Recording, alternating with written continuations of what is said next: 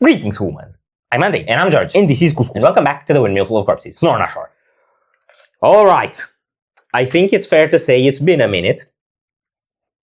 But they're back. I'm pretty sure it's been more than a minute. It's a new single. It's called Oblivion. It's from an album that's coming out in September that's called I Feel the Everblack Festering Inside Me. Because I do. I didn't know that. Yeah, that's what the album's called. And wow. It's scheduled for 12 September, released through Century Media. It's 8.5 minutes long, nearly. And I think what I'm most curious about is what's left for Lorna Shore to do, because they went to the extreme with doing extreme things to the Hellfire, and then they went to the extremely emotional too. I just don't see what else you can do within their genre. They're at a point where it's very difficult to make something. You can always change genre.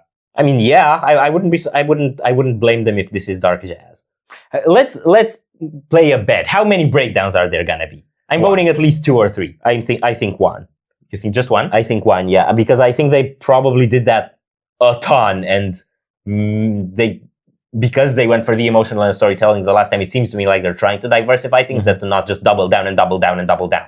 But it's plausible. We'll see. Are you ready? No.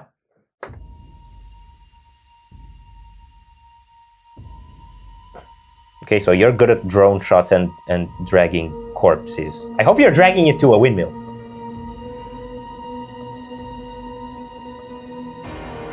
Yo, this feels like a Behemoth video.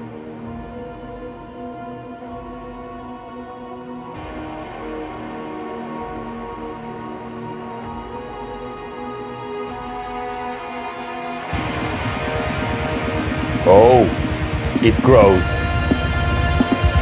Drums.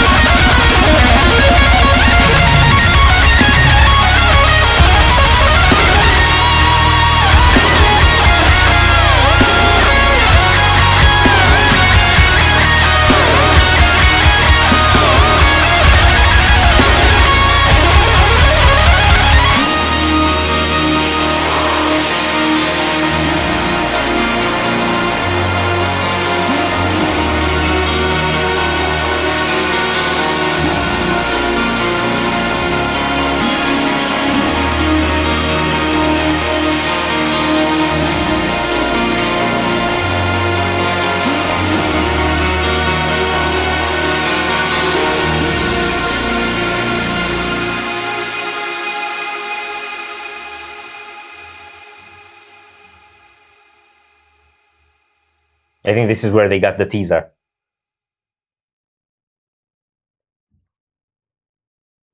Okay.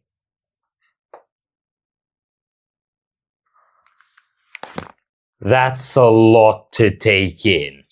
Right.